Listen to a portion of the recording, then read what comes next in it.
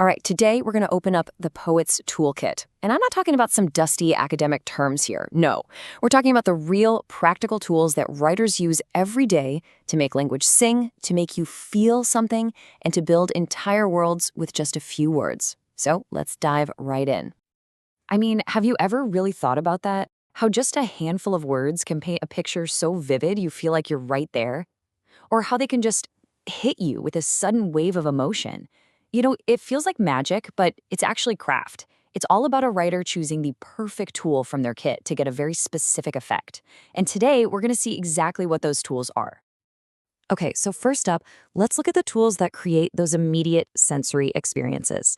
Think of these as the brushes, the pigments, the textures, everything a writer uses to help us see and hear and feel the world of the poem.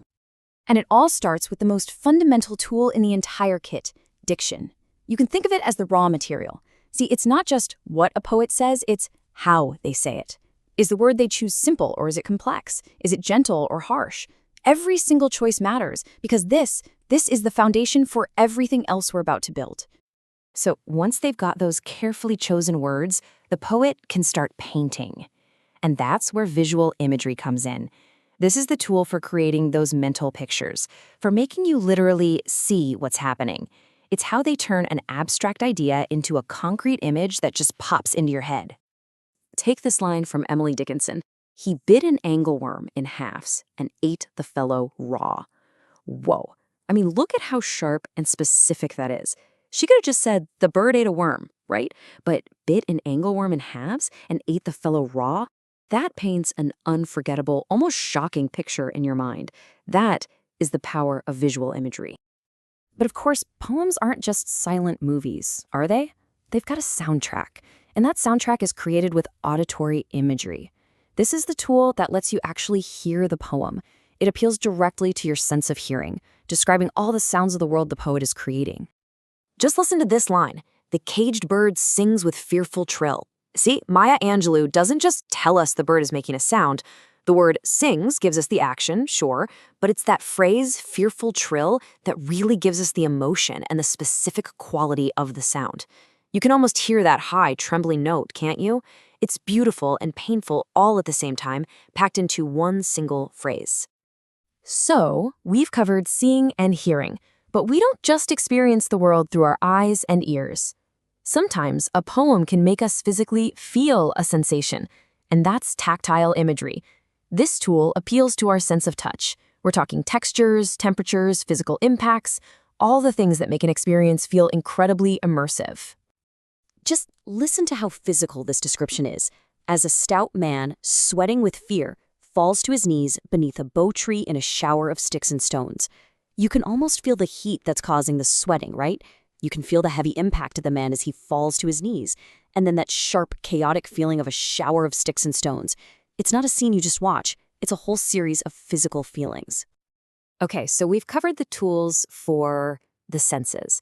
Now let's open the next tray in our toolkit. And these are the power tools.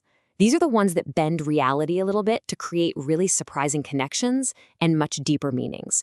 We're talking about figurative language. All right, two of the big ones here are metaphor and simile.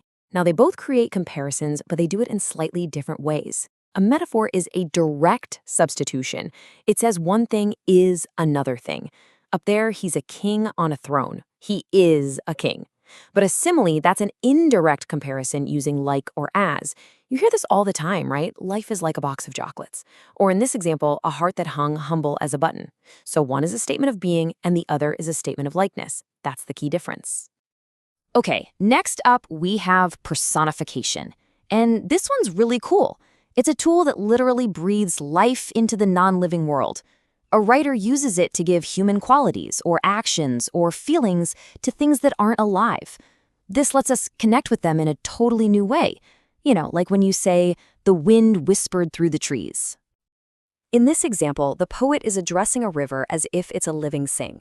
We call the fruitful. So they're not just describing a body of water. They're talking to it directly, as if it's a living being that can be fruitful. Suddenly, the river isn't just a thing, it's a character, an entity we can actually have a relationship with. So what happens when a writer needs to, well, turn up the volume? That's where hyperbole comes in. The best way to think about it is like a giant magnifying glass for an idea. It's the use of wild, totally obvious exaggeration. And the point isn't to mislead you. It's to create a super vivid impression or to really hammer a point home. And he was rich, yes, richer than a king. Now, obviously, this speaker isn't doing a financial analysis here. They're not literally claiming this guy has more cash than any monarch on earth. It's an exaggeration, and it's meant to convey an almost unimaginable level of wealth.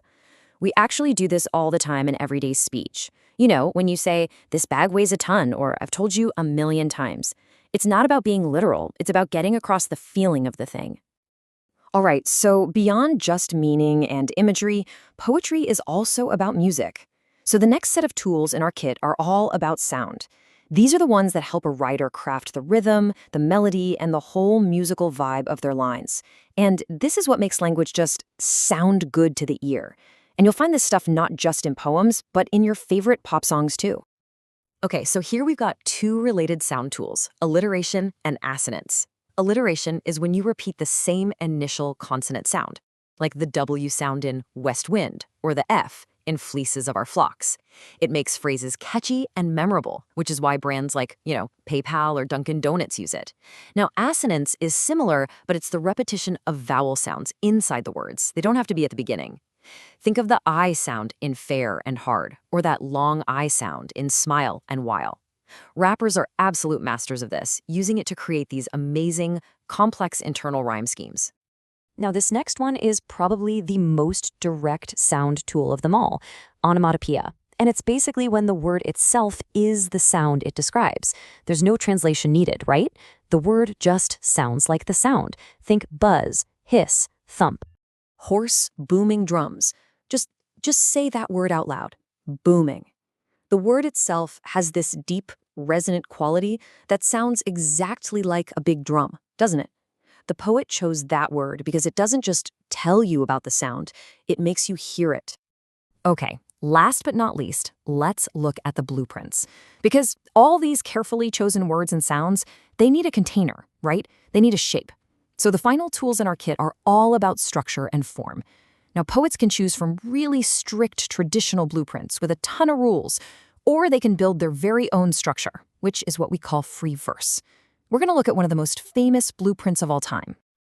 And hey, for anyone who's curious, the source for today's explainer is this fantastic guide that uses these exact classic poems to break down all these techniques. So all the definitions and examples we're using, they come straight from there. So that classic blueprint, we're talking about the sonnet. It's a very specific form, a short poem that has exactly 14 lines. But it's not just about the length. The real key here is that the whole structure is designed to explore two different but related parts of a single thought. And here's how that two-part structure actually works. You have the first 8 lines, that's called the octave, and they set up an idea or a question or some kind of problem. Then there's a shift, a turn. And the final 6 lines, the sestet, they respond to that first part. They comment on it, answer the question, or resolve the problem. It's this beautiful self-contained little argument in just 14 lines. And that tight structure is a real challenge. It forces the poet to be super precise. It's really the total opposite of free verse, where the poet gets to be the architect, deciding exactly where the lines break and how the whole thing is built. So, we've looked through all these different trays in the toolkit, and what you start to realize is that these devices, they're not just for poems in some old book. They are tools for powerful communication, and I mean they're everywhere. So let's recap what's in our toolkit. We've got the tools for imagery, to paint a picture and make you feel something. We've got the tools for bending reality, to create surprising new meanings. We have the tools for sound, to craft music with words. And finally, we have the blueprints, the structure to give it all a shape. These really are the fundamentals for shaping language to create a powerful impact. So now you can see the craft behind what feels like magic. You'll start spotting these tools everywhere. In your favorite song lyrics, in powerful speeches, even in clever advertising. So the real question is, now that you have the keys to the toolkit, now that you can recognize how writers create meaning and emotion, what new layers of understanding are you going to unlock in the world around you?